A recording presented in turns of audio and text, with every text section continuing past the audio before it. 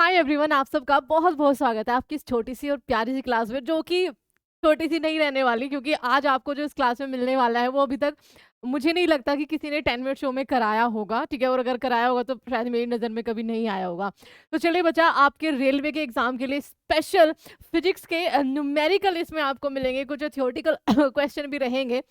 लेकिन अगर आपको ये क्लास अच्छी, अगर ये शो आपको अच्छा लगेगा तो आप इसको जरूर जरूर बहुत ज़्यादा शेयर करना, क्योंकि मैं चाहती हूँ कि ये वाली जो पर्टिकुलर वीडियो है ना, कि रेलवे की जो तैयारी कर रहा है ना, वो हर एक बच्चे के पास होनी चाहिए। तो चलिए शुरू करते हैं अपने 10 मिनट शो को, आज जो आपका फिजिक्स स्पेशल रहने वाला है। और एक और बात बच्चा आपका, कि यहाँ पर आपकी अब क्लासेस भी शुरू हो गई हैं। जो लाइव क्लासेस हैं वो आपको रात को 8 बजे देखने को मिलेगी, तो आप सभी लोग उसके लिए भी हाजिर हो जाना।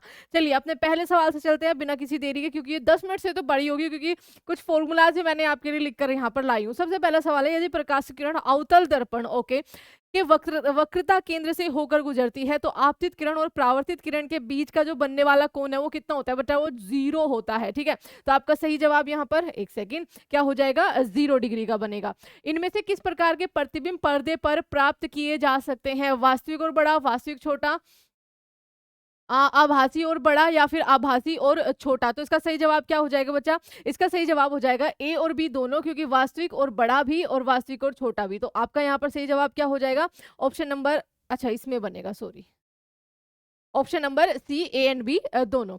एक वस्तु अभिसारी लेंस से 25 सेंटीमीटर की दूरी पर रखी गई है। लेंस से 30 सेंटीमीटर की दूरी पर वस्तु का वास्तविक और उल्टा प्रतिबिंब निर्मित होता है। ओके, लेंस द्वारा उत्पन्न आवर्धन किसके बराबर होगा? तो बच्चा आवर्धन m आपका यहाँ पर v अपॉन यू है, और ये आपका फॉर्मूला लगा है, जिससे आपका सही जवाब आएगा -6/5। जो फॉर्मूले लिखे हुए मैंने हर एक सवाल के लिए कि भाई इसमें ये वाला फॉर्मूला अप्लाई होगा, इस तरह से आगे बढ़ना है आपको, ट्राई करना है बच्चा। आप पेन और पेपर लेकर बैठ जाना आज। ठीक है, आपको देखना है कि क्या इसका आंसर यही आएगा फॉर्मूला लगाकर। ठीक है, एक गोलीय दर्पण के ध्रुव, और एक एक सवाल आप देख सकते हैं, ग्रुप डी के सवाल है। ठीक है, एक गोलीय दर्पण के ध्रुव और वक्रता केंद्र के बीच की दूरी इसके फोकस दूरी के पदों में कितनी होती है? तो यहाँ पर सही जवाब आपका क्या बन जाएगा बच्चा? 2f होती है। ठीक है, अगला, इनमें से आपतित किरण, इस चित्र में आपतित किरण और निर्गत किरण को क्रमशः किसके द्वारा दर्शाया गया? बच्चा आपतित किरण ए बी, ये सीधा बनेगा हमेशा। ठीक है, और निर्गत किरण सी डी, तो कहाँ आप ऑप्शन है? ऑप्शन नंबर बी सही जवाब हो जाएगा।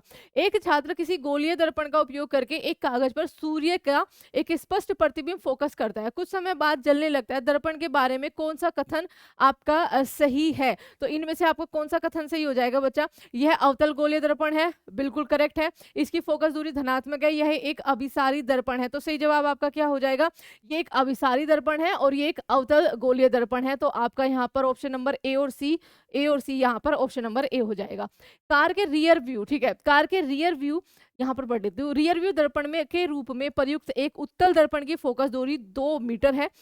यदि किसी बस एक वस्तु है बच्चा, दर्पण से 3 m की दूरी पर स्थित है, तो उसका प्रतिबिंब कहाँ बनेगा? दर्पण के पीछे 1.2 मीटर की दूरी पर। नहीं बच्चा, आप सबके सामने यहाँ पर क्या है? फॉर्मूला लगा हुआ है, ये वाला इसमें फॉर्मूला लगेगा। तो इसका सही जवाब आपका क्या बनेगा? दर्पण के पीछे 1.2 मीटर की दूरी पर। आप इसमें लगाकर देख लेना, सारी चीजें यहाँ पर फिल कर लेना। ठीक है, एक प्रकाश किरण दी दो माध्यमों में पृथक करने वाले इंटरफेस पर उसके अभिलंब के अनुदिश आपतित होती है। आपतित किरण और अपवर्तित किरण के बीच का जो कोण होगा वो हमेशा 0 डिग्री होगा। आपका इनमें से कौन सा कथन सही है? इनमें से कौन सा कथन सही है? किसी लेंस के लिए पहला मुख्य फोकस उस वस्तु की स्थिति जिसका प्रतिबिंब अनंत पर है। जी नहीं। यस, ये बिल्कुल करेक्ट है। किसी लेंस के लिए पहला मुख्य फोकस उस वस्तु की स्थिति होती है जिसका प्रतिबिंब फोकस दूरी की दुगनी दूरी पर बनता है। नो। किसी लेंस के लिए दूसरा मुख्य फोकस वास्तविक प्रतिबिंब की स्थिति है जिसकी वस्तु अनंत पर रखी होती है। तो बच्चा इसमें ए और सी जो है वो आपका बिल्कुल करेक्ट स्टेटमेंट हो जाएगी। प्रकीर्णन प्रकाश का रंग प्रकीर्णन कणों के आकार पर निर्भर करता है। अति सूक्ष्म कण मुख्यतः नीले प्रकाश का, ठीक है, नीले कलर का, तो यहाँ पर डी आंसर सही हो जाएगा। बर्फ और कांच अपवर्तनांक क्रमशः 1.31 और 1.52 है। कोई प्रकाश किरण बर्फ से कांच में गमन करती है। बर्फ के सापेक्ष कांच का अपवर्तनांक आपका कितना हो जाएगा? तो सही जवाब आपका क्या बनेगा बच्चा? 1.16 इसकी टुवर्ड्स में। ठीक है, आपका किसी अवतल दर्पण की फोकस दूरी 24 सेंटीमीटर है, अवतल दर्पण है। नई कार्तिक चिन्ह परिपाटी का पालन करते हुए इसका वक्रता केंद्र जो है वो आपका क्या हो जाएगा? r = 2f माइनस इसलिए बच्चा क्योंकि दर्पण जो है वो अवतल है। तो यहाँ पर सही जवाब क्या हो जाएगा? -24 सेंटीमीटर। रात के समय में तारे आपको औसत से क्या दिखाई देते हैं जल्दी से बताइए। आप कहेंगे मैम जो वास्तविक उनकी पोजीशन होती है उससे थोड़ा-सा क्या दिखाई देते हैं, ऊपर दिखाई देते हैं। तो वास्तविक स्थिति से ऊपर दिखाई देते हैं, बी ऑप्शन। किसी वस्तु को एक 10D डायोप्टर ओके क्षमता वाले लेंस के मुख्य अक्ष पर 15 सेंटीमीटर की दूरी पर रखा गया है। निर्मित प्रतिबिंब कैसा होगा? यहाँ पर आपका सही जवाब क्या हो जाएगा? आभासी और सीधा होगा। किसी वस्तु को एक अवतल दर्पण के सामने, अगेन अवतल दर्पण है, ठीक है? इसकी फोकस दूरी से दुगनी दूरी 2f पर रखा गया, प्रतिबिंब डैश दूरी पर आपका बनेगा। तो सही जवाब आपका क्या बन जाएगा बच्चा? 2f पर बनेगा, ठीक है।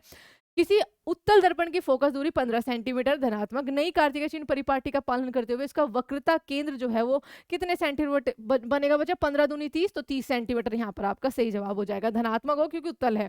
दर्पण सूत्र के अनुसार गोलीय दर्पण की फोकस दूरी किसके बराबर होती है?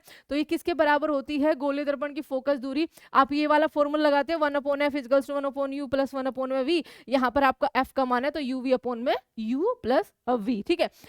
लाल रंग का प्रकाश कोहरे या धुएं से डैश प्रकीर्णन होता है, सबसे कम होता है क्योंकि इसकी तरंगदैर्घ्य श्वेत प्रकाश के अन्य घटकों की तरंगदैर्घ्य की तुलना में अधिक होती है। विबग्योर आपको यहाँ पर लगाना है। 50 सेंटीमीटर फोकस दूरी वाले एक अभिसारी लेंस को 20 सेंटीमीटर फोकस दूरी वाले अपसारी लेंस के साथ जोड़कर एक माइनस होगा बच्चा, ठीक है। और ये रहा आपका, ठीक है, बिल्कुल करेक्ट है। अब सारी -20 तो F1 F2 दे रखे हैं, मैंने पूरा फॉर्मूला लिखा है। उसके बाद शक्ति F1 अपॉन में F यहाँ पर लगा देना है। तो यहाँ पर सही जवाब आपका क्या बन जाएगा? आप कहेंगे मैम हमारा सही जवाब इनमें से हम ये सूत्र लगा लेंगे और उससे आपका आंसर क्या आएगा? -3D आ जाएगा। एक प्रकाशिक उपकरण एक्स की फोकस दूरी -30 सेंटीमीटर है। एक्स क्या हो सकता है? आप कहेंगे मैम ये अवतल लेंस होगा, या तो ये उत्तल लेंस या उत्तल दर्पण, अवतल लेंस या अवतल दर्पण। तो बी आंसर ही आपका माइनस में है, तो आपका अवतल दर्पण या अवतल लेंस ये होगा, ठीक है। वायुमंडल की अनुपस्थिति में आकाश का रंग हमेशा क्या होता है बच्चा? काला होता है। रात को आपने देखा होगा। दो पारदर्शी माध्यमों को पृथक करने वाले एक इंटरफेस पर आपतित, ठीक है, एक प्रकाश किरण का मार्ग चित्र में दर्शाया गया है। ओके, माध्यम ए के सापेक्ष माध्यम बी का अपवर्तनांक किसके द्वारा दर्शाया गया है बच्चा? n equals to sine I upon में साइन आर होता है और इसका सही जवाब n ग्रेटर देन 1 होगा। पेंसिल को पानी में डुबाने पर क्या होता है? तो पेंसिल को जब आप, ये तो आप कर भी सकते हो घर पे, पेंसिल को पानी में डुबाते हो तो वो आपको तिरछी दिखाई देती है और ये आपका ऑप्शन कहाँ पर होगा? देख तो इसको मुड़ी हुई दिखाई देती है, ठीक है। यदि m v और u क्रम से, m आवर्धन, ठीक है, आपका v प्रतिबिंब और u वस्तु से दूरी, ठीक है, प्रतिबिंब दूरी वस्तु दूरी को निरूपित करता है। तो लेंस के लिए m v और u के मध्य सही संबंध क्या होगा? तो बच्चा m होता है v अपॉन में u। ये पीछे भी शायद आपको दिखाया गया है ना।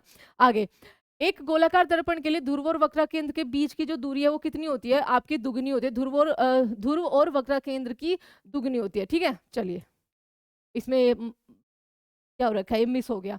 गोलीय दर्पण के मुख्य अक्ष के नीचे किसी वस्तु के प्रतिबिंब की ऊंचाई जो है वो आपकी किस तरीके की होती है? तो इसका सही जवाब क्या हो जाएगा? हमेशा ऋणात्मक यानी कि नेगेटिव होती है।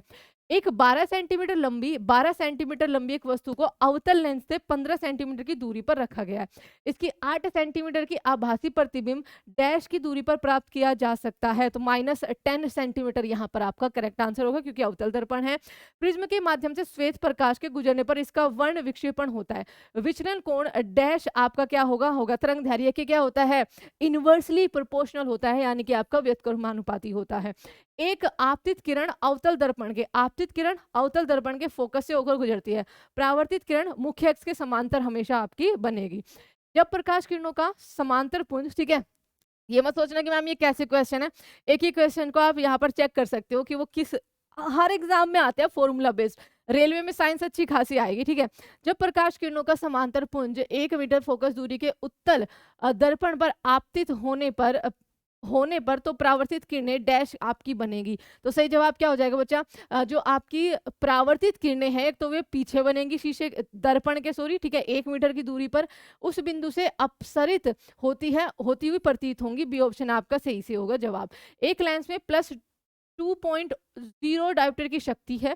लेंस का प्रकार और इसकी फोकस दूरी +2 है तो बच्चा उत्तल होगा और फोकस दूरी आपका 0.5 मीटर होगा। ये रहा आपका शक्ति का फॉर्मूला P = 1/f, ठीक है। यदि किसी अवतल दर्पण पर आपतन कोण 30 डिग्री है तो परावर्तन कोण आपका यहाँ पर कितना हो जाएगा? 30 डिग्री। आपतन कोण = परावर्तन कोण। गोले दर्पण का वक्रता केंद्र आपका क्या होता है? ये उस खोखले गोले का केंद्र होता है जिसका गोलाकार दर्पण एक भाग होता है। बी ऑप्शन सही हो जाएगा। बिल्कुल परिभाषा पूछी है। अवतल दर्पण का उपयोग इनमें से कौन सा नहीं होता? तो देखते ही बता देना, रियर व्यू में उत्तल दर्पण का यूज होता है। तो आपका बी ऑप्शन यहाँ पर करेक्ट आंसर बन जाएगा।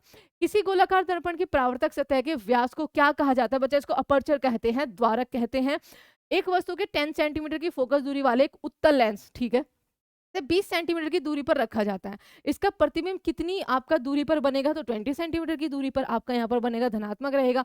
उत्तल लेंस की फोकस दूरी 50 सेंटीमीटर है। इसकी शक्ति की गणना कीजिए तो बच्चा 2D हो जाएगी यहाँ पर आपका। वास्तविक प्रतिबिंब प्राप्त करने के लिए एक वस्तु 20 सेंटीमीटर फोकस दूरी वाले अवतल दर्पण से 30 सेंटीमीटर की दूरी पर रखी है। दर्पण से प्रतिबिंब की दूरी आपकी क्या हो जाएगी? 20 और 30, यहाँ पर आपका क्या हो जाएगा? 60 सेंटीमीटर आपका यहाँ पर सही जवाब हो जाएगा। 1.2 सेंटीमीटर ऊंचाई की एक वस्तु दर्पण से 1.2 सेंटीमीटर ऊंचाई की एक वस्तु दर्पण से 60 सेंटीमीटर की दूरी पर वास्तविक प्रतिबिंब पाने के लिए 20 सेंटीमीटर फोकसीकरण के एक अवतल दर्पण से 30 सेंटीमीटर पहले रखी हुई है।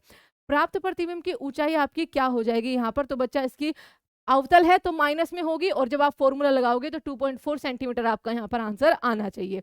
आगे, एक गोले दर्पण के प्रावर्ती पृष्ठ के मध्य एक बिंदु होता है जिसको क्या कहते हैं? पोल कहते हैं, यानी कि ध्रुव कहते हैं।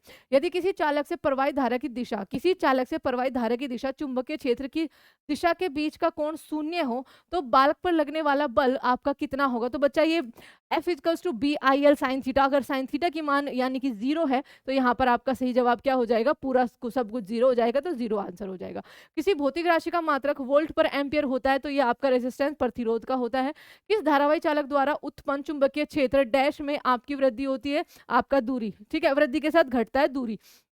फ्लेमिंग के बाएं हाथ के नियम के अनुसार, ठीक है, किसी विद्युत मीटर में कुंडली की भुजाओं से प्रवाहित होने वाली धाराओं की दिशा एक दूसरे के हमेशा विपरीत होंगी। दिए गए ग्राफ का प्रयोग कर चालक का प्रतिरोध ज्ञात कीजिए, ठीक है। ओके बच्चा, इसके हर एक बिंदु पर जो आपका होगा वो आपका कितना आएगा? V equals to I R लगा के देख लेना, 60 ओम आपका यहाँ पर हर एक बिंदु पर आएगा, ठीक है। किसी धारावाही चालक पर लगने वाले बल की दिशा प्रवर्तित करने के लिए इनमें से किस विधि का आप प्रयोग यहाँ पर करते हो? तो बच्चा धारा की दिशा में परिवर्तन कर दीजिए, यानी कि केवल थर्ड आपका सही जवाब होगा। शरीर के अंदर उत्पन्न दुर्बल चुंबकीय क्षेत्र का उपयोग करके शरीर के विभिन्न अंगों की छवियां प्राप्त करने की प्रक्रिया MRI कहलाती है। तो यहाँ पर आपका डी ऑप्शन बिल्कुल करेक्ट हो जाएगा। विद्युत चुंबकीय प्रेरण की परिघटना में धारावाहिक कुंडली और चुंबकीय क्षेत्र स्थैतिक होने पर गैल्वेनोमीटर बच्चा आपका शून्य विक्षेपण प्रदर्शित करता है, यानी कि गैल्वेनोमीटर शोज 0 डिफ्लेक्शन। विद्युत रोधियों की प्रतिरोधकता कितनी होती है? What is the resistance of insulator? तो बच्चा इनकी होती है 10 की पावर 12 ओम से लेकर 10 की पावर 17 ओम तक। चलो आगे, विद्युत प्रवाह को मापने के लिए निम्नलिखित में से किस यंत्र का प्रयोग करते हैं? तो अमीटर का आपका यहाँ पर प्रयोग किया जाता है। दिया गया प्रतीक एक विद्युत परिपथ में क्या है? तो बच्चे टंगस्टन आपका यहाँ पर बिजली का बल्ब, ठीक है, ऑप्शन नंबर आपका ए सही जवाब हो जाएगा। एक हाइड्रोजन परमाणु में एक इलेक्ट्रॉन नेगेटिव चार्ज, ठीक है, त्रिज्या की कक्षा में 2.2 × 10⁶ मीटर पर सेकेंड गति से चलता है। समतुल्य विद्युत आपका यहाँ पर क्या होगा? और यहाँ पर विद्युत आवेश बच्चा क्यू दे रखा है, जो एन इलेक्ट्रॉन्स की संख्या आपका 1.6 × आपका 10⁻⁻19 चार्ज है ये, ठीक है। तो यहाँ पर आपको ये फॉर्मूला लगाना है और आपका जो सही जवाब बनेगा वहां से वो क्या बन जाएगा बच्चा? 1.12 MA, ठीक है। ये फॉर्मूला लगाकर इसको करना है, बहुत इजी आपका क्वेश्चन है। रिक्त स्थान में सबसे उपयुक्त विकल्प भरे 18 वोल्ट इक्वल्स टू क्या होता है? तो बच्चा 6 एम्पियर यहाँ पर सही जवाब, यानी कि 6 × 3 ओम, ठीक है। आगे, किसी परिपथ में विद्युत प्रवाह किसके द्वारा संभव होता है? तो आपका न्यूट्रॉन्स की गति पर ये आपका निर्भर करता है, सॉरी न्यूट्रॉन्स की नहीं, इलेक्ट्रॉन्स की, नेगेटिव चार्ज इलेक्ट्रॉन्स की गति पर। यदि एक तार के माध्यम से प्रवाहित होने वाली विद्युत धारा है और एक इलेक्ट्रॉन का आवेश E है तो T सेकंड में प्रवाहित होने वाली इलेक्ट्रॉनों की संख्या किसके माध्यम से निर्धारित की जा सकती है? बच्चा IT/में E यहाँ पर सही जवाब हो जाएगा। मान लीजिए एक इलेक्ट्रॉन का आवेश 1.6 × 10⁻⁻19 C है। जब तार में से 1 एम्पियर की विद्युत धारा प्रवाहित होती है तो तार के एक अनुभाग से प्रत्येक सेकंड में प्रवाहित होने वाले इलेक्ट्रॉनों की संख्या आपकी क्या होगी? Q इक्वल्स टू IT होता है, QNE यहाँ पर होगा, चार्ज दे रखा है आपका, और इसका सही जवाब बनेगा 6.25 × 10⁻18। निकाल के देखना। किसी विद्युत चालक के किसी भी क्रॉस सेक्शन से 2 कूलाम का आवेश 1 सेकंड में प्रवाहित किया जाता है तो इसमें उत्पन्न करंट आपका कितना यहाँ पर बनेगा? तो 2 एम्पियर का यहाँ पर बनेगा, ठीक है। अगर किसी चालक का प्रतिरोध आधा कर दिया जाए तो इसकी ऊष्मीय प्रभाव क्या है? आधा हो जाएगा। स्नेहक किसी मशीन के गतिशील हिस्सों के बीच घर्षण को कम करता है। स्नेहक गतिशील पुंजों के बीच एक पतली किस्म बनाता है ताकि वे एक दूसरे से रगड़े ना खाए। किस बल के कारण चंद्रमा पृथ्वी के चारों ओर अपनी वृत्ताकार कक्षा में घूमता है? अभिकेंद्रक बल के कारण आपका घूमता है। जिम्नास्ट अपने हाथों पर कुछ खुरदरे पदार्थ क्यों लगाते हैं? ताकि बच्चा उनको ग्रिप अच्छे से मिले। ठीक है, क्या मिले? ग्रिप उनको अच्छे से मिले। तो ऐसा कहाँ पे होगा ऑप्शन?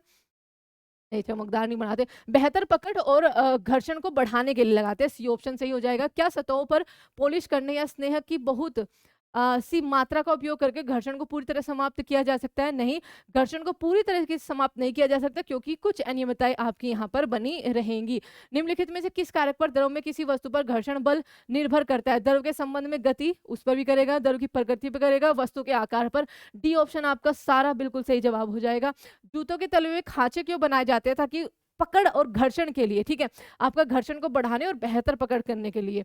लगेज में रोलर क्यों होते हैं? क्योंकि जो व्हील्स होते हैं बच्चा वो घर्षण को एक तरह से आपका क्या करते हैं, मैनेज करते हैं और स्मूथली हम लगेज को फिर कैरी कर सकते हैं। तो पहिए घर्षण को कम कर देते हैं और रोलिंग गति को सुचारू और क्या बनाता है, आसान बनाता है। साइकिल और ऑटोमोबाइल की ब्रेक प्रणाली में ब्रेक पैड का उपयोग आपका किस लिए किया जाता है? घर्षण को बढ़ाने के लिए किया जाता है। किसी मशीन के गतिशील पुर्जों में प्रयुक्त 3 मुख्य स्नेहक कौन से हैं?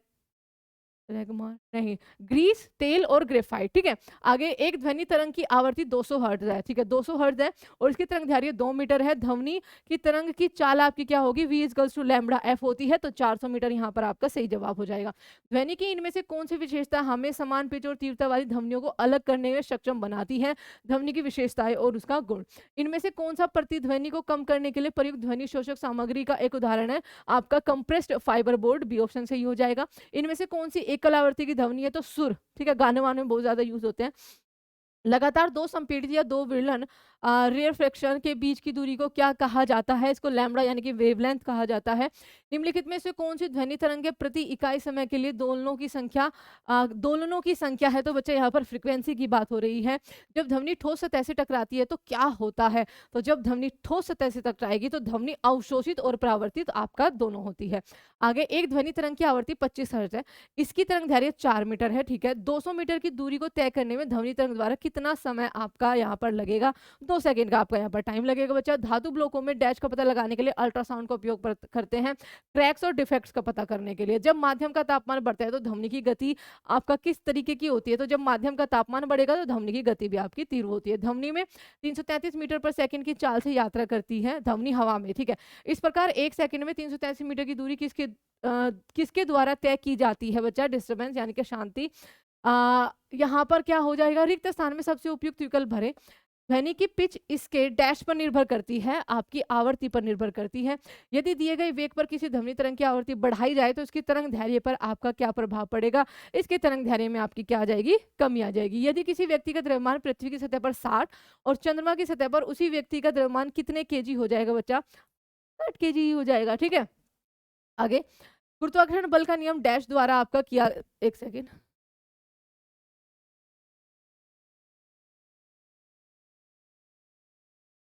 चलिए। गुरुत्वाकर्षण का नियम डैश द्वारा आपका दिया गया था। तो आइजैक न्यूटन के द्वारा आपका दिया गया था। जी का मान आर त्रिज्या से भिन्न होता है। एक छात्र डैश पर न्यूनतम डैश का निरीक्षण देखेगा। The value of G varies with the value of. अच्छा, ये देखा गया है बच्चा। गुरुत्वाकर्षण का मान आर त्रिज्या के मान से भिन्न होता है। एक छात्र डैश पर न्यूनतम, तो सबसे ज्यादा ध्रुव पर होता है और न्यूनतम आपका भूमध्य रेखा पर होगा। आगे जी का मान अधिकतम कहाँ पर होता है? ध्रुव पर अधिकतम होता है। एक दूसरे से वह दूरी पर स्थित, ठीक है, एक दूसरे से v दूरी पर स्थित, एक दूसरे से v दूरी पर स्थित m और m द्रव्यमान वाली दो वस्तुओं के बीच लगने वाले आकर्षण बल डैश के व्युत्क्रमानुपाती होता है उनके बीच की दूरी के वर्ग के, यानी कि डी स्क्वायर के। बच्चा यहाँ पे पहले जब हम पढ़ते थे फिजिक्स में r लिखा आता था, बट कोई बात नहीं। आगे सार्वत्रिक गुरुत्वाकर्षण नियंत्रक जी का एसआई मात्रक आपका न्यूटन मीटर स्क्वायर पर केजी स्क्वायर होता है। दो वस्तुओं में से एक का द्रव्यमान दोगुना हो जाने पर दोनों वस्तुओं के बीच लगने वाले गुरुत्वाकर्षण बल में आपका क्या परिवर्तन होगा? वो भी आपका क्या हो जाएगा? दुगुना हो जाएगा। इनमें से कौन सा नियम कहता है कि ब्रह्मांड में स्थित प्रत्येक वस्तु प्रत्येक दूसरी वस्तु को एक बल से आकर्षित करती है जो उसके द्रव्यमान के गुणनफल के समानुपाती और बीच की दूरी के वर्ग के व्युत्क्रमानुपाती होता है? गुरुत्वाकर्षण का नियम ये कहता है ब्रह्मांड में सभी द्रव्यमान के बीच लगने वाले आकर्षण बल विशेष रूप से पृथ्वी पृथ्वी की सतह के पास स्थित पिंडों पर पृथ्वी के द्रव्यमान द्वारा लगाए जाने वाले आकर्षण बल को क्या कहा जाता है? गुरुत्वाकर्षण बल कहा जाता है। दो समान प्रतिरोध 6V वोल्ट की बैटरी के साथ समांतर क्रम में संयोजित है। परिपथ में क्षय हुई कुल शक्ति आपके 12 वोल्ट है। प्रतिरोध में धारा I equals to P upon V, आपका यहाँ पर सही जवाब बचा 1 एम्पियर बन जाएगा। विद्युत शक्ति के लिए इनमें से कौन सा सूत्र गलत है? P equals to I square R, V का मान रख देंगे, ठीक है। P equals to I V square बना, P equals to V upon I गलत हो जाएगा बच्चा। प्रत्येक 200 के दो प्रतिरोध समानांतर क्रम में संयोजित है। इसके बाद इन संयोजकों 200 के तीसरे प्रतिरोध और 3 वोल्ट की बैटरी के साथ आपका श्रेणी में लगाया जाता है। बैटरी द्वारा आपूर्ति की गई शक्ति बच्चा यहाँ पर 1/r, पहले r निकालेंगे, 1/r1 प्लस 1/r2 और आपका जवाब 0.30 वोल्ट आ जाएगा। उसके बाद ये फॉर्मूला आपको यहाँ पर अप्लाई करना है। यदि किसी परिपथ में प्रतिरोध को स्थिर रखते हुए उसकी धारा और विभवांतर की तीव्र गुना कर दिया जाए, 3 गुना कर दिया जाए, तो शक्ति आपकी ऑटोमेटिकली 9 गुना हो जाएगी, ठीक है।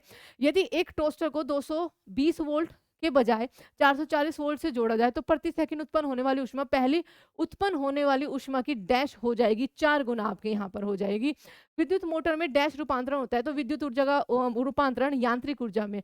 विद्युत गीजर में डैश ऊर्जा में रूपांतरित आपकी क्या होती है? विद्युत ऊर्जा आपकी ऊष्मीय ऊर्जा में होती है। 3 वोल्ट की बैटरी के साथ श्रृंखला में जोड़े गए 2 बिजली के बल्ब प्रतिरोध के साथ दूसरा खपत विद्युत शक्ति आपकी क्या हो जाएगी? P equals to V square upon R वाला फॉर्मूला लगा के 0.9, ठीक है, वाट।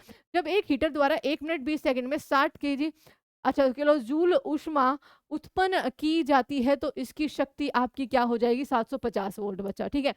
12 वोल्ट की आपूर्ति से संयोजित किए जाने पर एक बल्ब 36 वोल्ट की शक्ति करता है। इसमें 60 वोल्ट की आपूर्ति संयोजित होने पर बच्चा 9 वोल्ट की करेगा, ठीक है।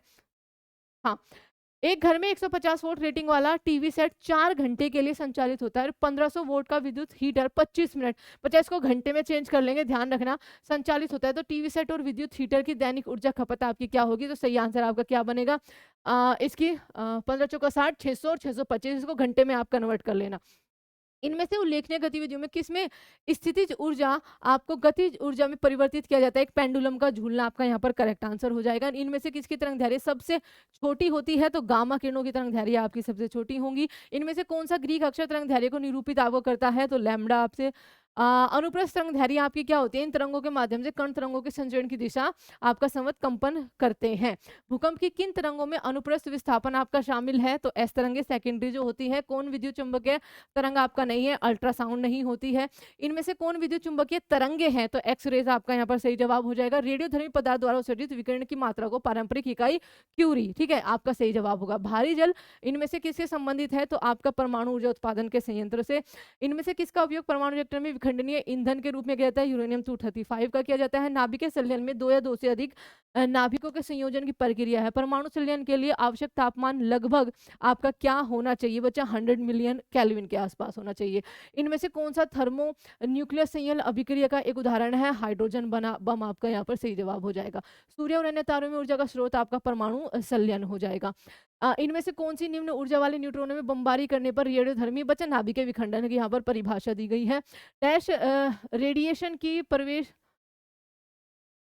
की सीमित क्षमता को आमतौर पर आवरण द्वारा रोका जा सकता है बच्चा, अल्फा, ठीक है, अल्फा रेडिएशन के को। मानवीकृत पैमाने के साथ आधुनिक पारा थर्मामीटर एक आविष्कार, इसका आविष्कार किसने किया था? फारेनहाइट के द्वारा किया गया था। मुक्त रूप से गिरने वाली किसी वस्तु द्वारा अनुभव किए जाने वाले त्वरण इसके द्रव्यमान से आपका क्या होता है? स्वतंत्र होता है। वाहनों में मौजूद कौन सा उपकरण पेट्रोल और डीजल के जलने से उत्पन्न जहरीली गैसों को हानिकारक गैसों में परिवर्तित आपका करता है? तो जो आपका कैटलिस्ट होते हैं, उत्प्रेरक परिवर्तक होता है। जो एक सोनार में मौजूद मुख्य उपकरण क्या है जिसका उपयोग पानी के नीचे मौजूद वस्तु की दूरी, दिशा और गति का पता लगाता है? ट्रांसमीटर और डिटेक्टर यहाँ पर सही जवाब हो जाएगा। एक सोनार में समुद्री जल से संचालित ध्वनि की चाल प्राश्रव्य सिग्नल के संचरण एवं प्राप्ति के बीच समांतराल और प्राश्रव्य ध्वनि द्वारा तय की गई कुल दूरी 20 के बीच क्या संबंध है बच्चा? दूरी के बीच जो संबंध होगा ये आपका हो जाएगा 2d equals to v into में t, ठीक है, 2d equals to v into में t। आगे अदिश राशि क्या होती है जिसका केवल परिमाण होता है? डैश कांच के टूटने डैश से कांच के टूटने इमारतों को नुकसान पहुंचाने जैसी घटनाएं आपकी हो सकती हैं। सुपरसोनिक विमान द्वारा उत्पन्न आघात तरंगें जो होती हैं, इनमें से किन पुर्जों को अल्ट्रासाउंड का उपयोग करके साफ किया जाता है, जो आपके कठिन पहुंच वाले पुर्जे होते हैं। यदि किसी वस्तु का द्रव्यमान अलग अलग स्थानों पर अलग अलग होता है, क्या किसी वस्तु का द्रव्यमान अलग अलग स्थानों पर अलग अलग होगा? नहीं, यह सभी जगहों पर स्थिर बना रहता है। किसी वस्तु का भार इसकी किस पर निर्भर करता है? आपके किसके अनुक्रमानुपाती होता है? द्रव्यमान के अनुक्रमानुपाती होता है। वी वेग से गतिमान, एम द्रव्यमान वाली किसी वस्तु का संवेग आपका क्या होगा? तो इसका सही जवाब हो जाएगा एम वी हो जाएगा। और प्लीज सब्सक्राइब परीक्षा पथ। ये थी आपके फिजिक्स के टॉप मोस्ट, मतलब ऐसे क्वेश्चन और भी बहुत सारे हैं बच्चा, आगे भी आपकी क्लास न्यूमेरिकल वाली आती रहेगी फॉर्मूला बेस्ड। तो ये सारे क्वेश्चंस आपके प्रीवियस ईयर में पूछे गए थे। आई होप कि आपको क्लास अच्छी लगी होगी। अच्छी लगी है तो इसको प्लीज़ प्लीज़ शेयर ज़रूर करना और चैनल को सब्सक्राइब ज़रूर करना। आपको क्या फिजिक्स के जो न्यूमेरिकल रेल में भर भर के पूछे जाते हैं वो, और इस पे 1-2 क्लास चाहिए तो मुझे ज़रूर बताना बच्चा, और हम आपके लिए क्लास ले जाएंगे ताकि आपका रिवीजन और आपकी प्रैक्टिस बहुत ज़्यादा अच्छी हो जाए कि अच्छा इस क्वेश्चन में ये फॉर्मूला लगेगा, ये मुझसे आता है। Thank you so much everyone, मिलते हैं अगले 10 मिनट शो में।